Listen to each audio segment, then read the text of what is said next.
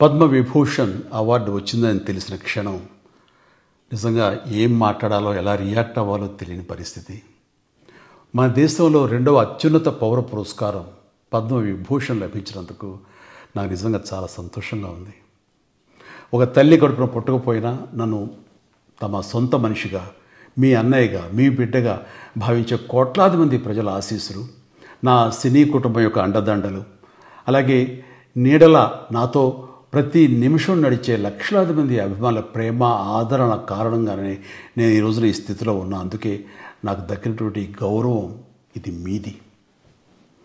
మీరు నాపై చూపిస్తున్న ప్రేమ, ఆప్యాయతలకు నేను ఏమి రుణం తీర్చుకోగలను?